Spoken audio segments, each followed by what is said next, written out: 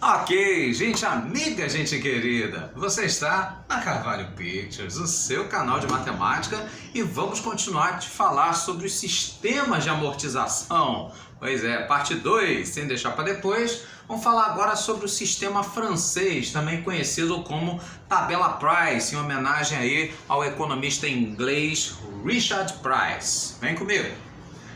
No caso então, esse sistema, ao contrário do saque, você vai ter aqui no caso as prestações, a principal característica dele, né, como sendo as prestações fixas, aquele famoso carnê lá das Casas Bahia, pois é. Então nesse caso você vai ter aí os pagamentos uniformes, todos eles com o mesmo valor, e periódicos, no caso aí segue aí, né, geralmente de mês em mês, né? Bom, muito bem. Então o que vai acontecer aqui? Como as prestações são fixas, e o saldo devedor ele vai decrescendo, né? À medida também que os juros também vão ser decrescentes, para poder equilibrar a situação, a parte da amortização ela vai ser crescente, tá certo? Então cresce a amortização, o saldo devedor e os juros diminuem, aí você consegue manter essas prestações com o mesmo valor. Traduzindo, você vai pegar então um empréstimo lá num determinado valor, X, e aí você vai diluir ele, né, em parcelas fixas, lá no período de 1, 2, N-1, N meses, você vai pagando lá as mesmas prestações. E aí o que acontece? Bom, se a gente for trazer essas prestações aqui que você vai pagar no futuro para o presente, ou seja, a gente usar o valor atual, o que a gente vai ter? No caso então, para passar para o valor atual, você vai então, no caso, aí, dividir essas prestações pelo chamado aí fator de aumento. No caso aí o 1 mais I.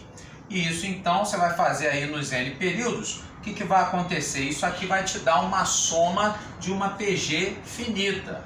Sendo que essa PG, no caso aí, né, sendo decrescente. Pois muito bem. E aí nesse caso então, na hora que você calcula, né, essa PG decrescente, usa lá a fórmula da PG finita, o que vai acontecer é que vai aparecer isso daqui. No caso então, o valor dessa prestação, que é fixo, a gente coloca em evidência e aí vai aparecer então esse termo. Esse termo então, o que acontece? Muitas das vezes ele vai aparecer nos livros, né? Se você for estudar num livro, você vai ver aí uma série de tabelas, onde nessas tabelas aparece, no caso, isso aqui, ó, o A em períodos de tempo N e taxas iguais a I. Ou seja, esse valor aqui então ele é tabelado. Ele é o chamado fator de valor atual. Você vai multiplicar o valor da prestação por esse fator, e aí então isso vai ser igual, no caso, é o valor do empréstimo, ok?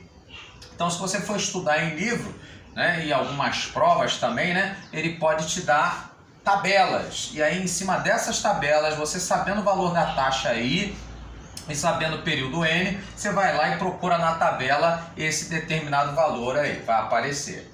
Se por um acaso a tua prova não tiver tabela, aí como é que você faz? Esse mesmo valor aqui, né, se a gente for dividir o 1 mais I elevado a N por o próprio 1 mais I elevado a N, o que vai sobrar vai ser 1 sobre I. E aqui no caso vai ficar menos o inverso desse sujeito aqui, 1 mais I elevado a menos N, que dividido por I, isso então vai ser, né, no caso aí, o fator que vai multiplicar o valor aí da prestação P. E aí então com isso vai te dar o valor aí do empréstimo, ok? Então você pode ter essas duas variações aí na hora de lidar com a prova. Vamos ver então? Questão aí de prova anterior, vamos pegar aqui uma questão da SUSEP, a Superintendência de Seguros Privados. A questão diz o seguinte, que você tem uma dívida de R$10.000 e ela então no caso vai ser paga em 100 prestações mensais e sucessivas. E aí o vencimento dessa primeira prestação será um mês após a dívida, o que a gente chama aí de pós-antecipado, né? É o que é mais comum, inclusive, né, no mundo real. E aí após a dívida ter sido contraída, você paga logo no primeiro mês após, né, a dívida, e aí os juros serão de 3% ao mês. E aí então ele te dá, no caso aqui, né, essas duas opções, ou você usa, né, 1,03 elevado a 100 ou elevado a menos 100, um desses dois caminhos aí. Então pode usar uma dessas duas formulinhas que a gente mostrou. E aí então ele diz, a amortização é feita pela tabela Price, que é o que nós estamos lidando aqui, e aí ele quer saber o valor de cada prestação. Então lembrando que essas prestações serão fixas, todas elas com o mesmo valor.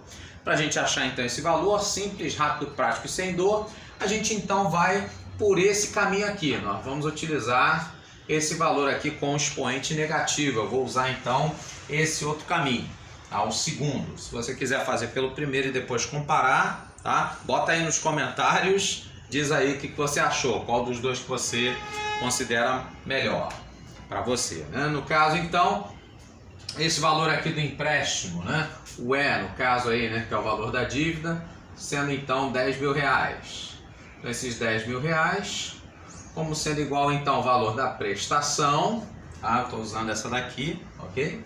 E isso então vai multiplicar, no caso 1 menos esse valor então elevado aí ao expoente negativo, né? Nosso fator de aumento aí 103 elevado a menos 100 vai ser 0,052. E isso sem deixar para depois, dividido pela taxa I. O I então é 3%, então nesse caso aí 0,03 em termos aí de decimal, ok? Muito bem, então fazendo aí a continha, né? Você vai ter aí o 1 menos 0,052,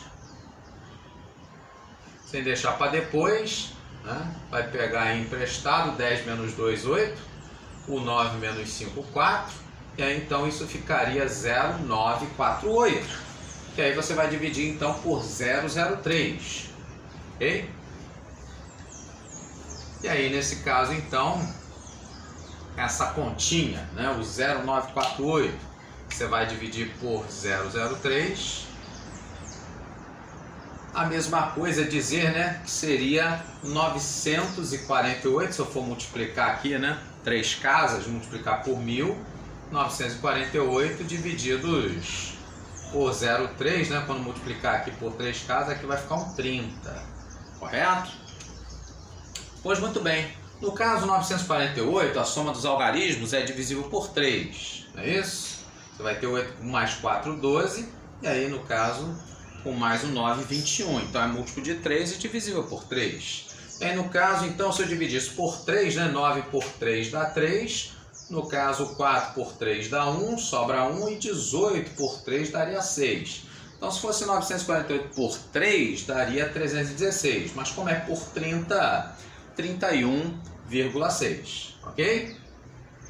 E isso então, no caso, a gente vai dividir 31, ou melhor, o 10.000 por 31,6, e nesse caso então a bola da vez, 10.000 dividido por 31,6, o que nós teremos, né?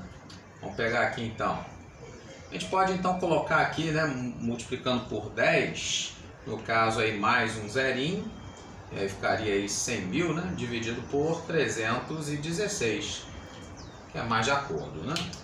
E aí abaixo 1.000, né, para 316, nesse caso então 316 vezes 3, sim, 3 vezes 6, 18, vai 1, 3 vezes 1, 3, com que foi 4, e 3 vezes 3, 9. Então 100 menos, né, 948, isso então vai dar para a gente 52, né? Pois é. E aí nesse caso então vai abaixar o zerinho, 520, no caso é o mais próximo, né, seria o próprio 316, aí vai pedir emprestado aqui, 10 menos 6, 4, 1 menos 1, 0, e 5 menos 3, 2. E aí abaixo o outro zerinho, 2040, no caso então nós teríamos 316 vezes 6, sim, Salabim, né? Se a gente for fazer aqui, né, 316 vezes 6, 6 vezes 6, 36, vão 3, 6 vezes 1, 6, com 3, 9, e aí 3 vezes 6, 18, ou seja, bem próximo de 2040, né, seria então o 1896, né? Bom, como ele fala, né, aproximadamente, então nesse caso já deu para ver aqui, né, que seria 316, alguma coisa, né, se você for terminar aqui a conta, se não me engano 45, né, diferente de zero aqui, né, continuaria, mas como ele quer um valor aproximado, no caso então 316 seria aí para nós a letra E, aí a nossa opção correta. Você gostou? Então faz esse favor, curta, comenta, compartilha, bota aí nos comentários se você já tinha visto algum tipo de resolução nesse estilo ou parecido, se você achou fácil, se achou simples, tá certo? O seu comentário é muito importante aí para mim, né? Para continuar aí esse trabalho. Grande abraço e até o próximo vídeo. Valeu!